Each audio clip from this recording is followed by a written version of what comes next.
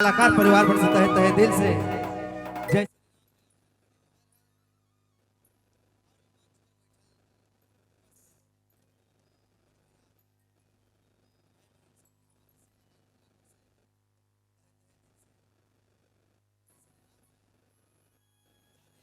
जो भेजे इस कलाकार परिवार पर से क्षमा चाहिला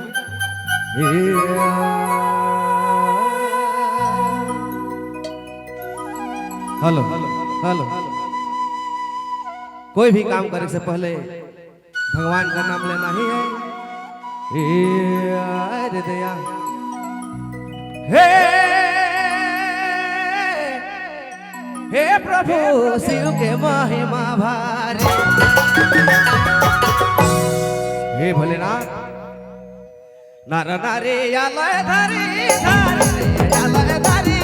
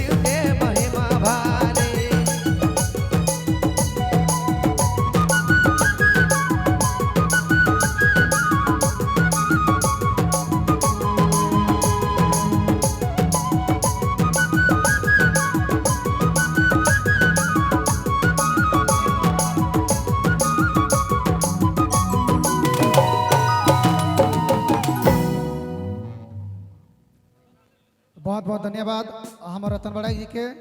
इकर एक बार खुश से के जोरदार ताली होनी चाहिए। तो सबसे पहले हमें मंच कर फीता काट के उद्घाटन करवाए हमारे मंगल भक्त